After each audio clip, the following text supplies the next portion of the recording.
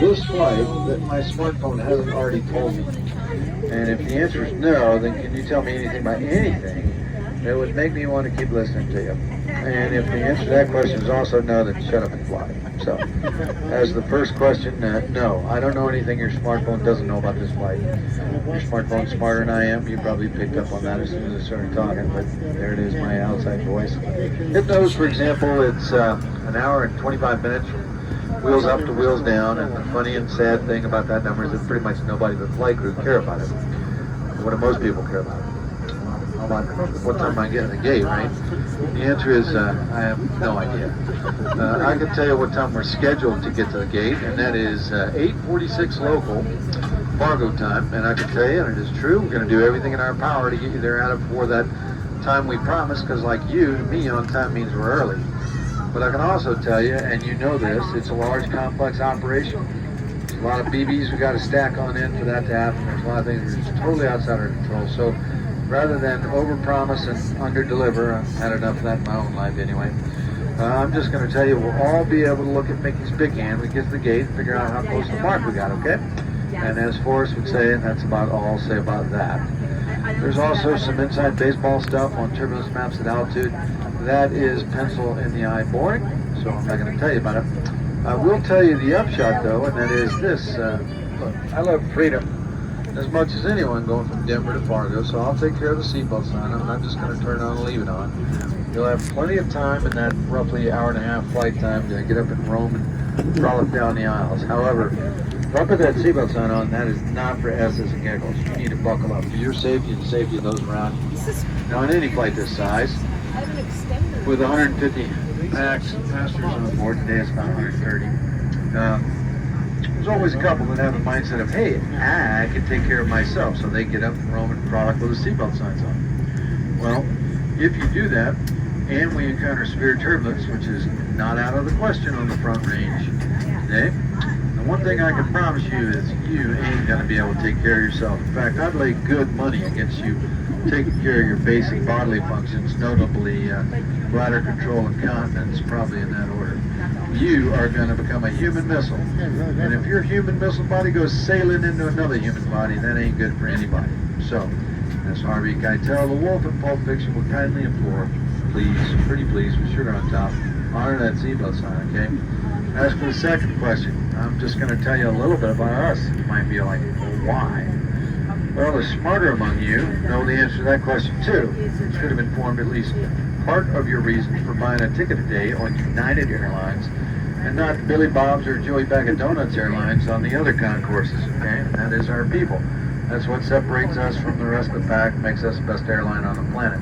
So in that regard, up front, I'm flying with Kevin Scott. Kevin is an outstanding commercial graduated, multi-decade aviator.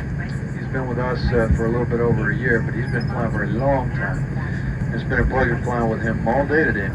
Kevin's going to fly us into Fargo. I'm going to help Kevin find a runway. If that's successful, that is, Kevin has a good landing. You'll see both of us after the flight smile and wave goodbye to you fine folks. Kevin's landing is, well, let's just say subpar. You're only going to see Kevin up here for sure, because it's good to be captain. This kid won't both be up there. As for me, 32 years, Air Force, retired active duty, combat graduated, 3 different conflicts, T-38s, A's, BCs, F-4Es, Phantoms, F-4Gs, Wild Weasels, Sam Killers, F-117s, the original stealth fighter, a couple others I can't tell you about unless I go to jail. All of that is to tell you that we have the competency, skill, and experience to get you safe tonight to Fargo. And that is exactly what we're going to do, because United hires for that. As I said, they're the world's best airline. I would add a bar none to that. Now, I know, sometimes I say that and get those skeptical looks back, like that one, along the lines of working with me here. Along the lines of, hey man, you are drinking the Kool-Aid. Well, maybe I am, but if I didn't believe it, I wouldn't be here. I'm here because I love people who love flying. Probably not in that order. That goes for our flight attendants too, by the way. They're world class. Now, I've not flown with this particular group, but I can tell you that sight unseen, because I know the product that we hire, train, and put back in the cabin for your safety. So I can tell you that with great confidence. Now, they're based in Chicago, and the pilots are based in Denver, so you're going to have to speak a little slower, at least to the pilots. But we don't hold where you're from against you if you don't hold where we're from against us. Up front on the show beside me here is the lovely King, and assisting her in the back are Kate and Kim. United handpicks these fine ladies, and they train them until they're blue in the face. I can vouch for that. Put them on the airplane for your safety number 1, your information number 2, and your comfort number 3. It's in that order. So if they ask you to do something, my advice, go along to get along. Don't give them a hard time. I'm just telling you about self-preservation. You don't stay married to the same woman for 39 years like I have. Yep, that's a real number. Without knowing how to go on and get along with at least one human on planet Earth. So that's my counsel to you. Your mileage may vary. And it's for self-preservation reason number 2 as well, and that is, if you tick off any of my ladies and make them sad, the aforementioned lovely Ing here up front will come up to the cockpit, tick me off, and make me sad. On an airliner, that is never a good plan, trust me. Last thing, this is the most important. It's not lost on any of us here at United that you find folks put food on our family's tables. We get that. We get that in spades, and so we jealously want your patronage.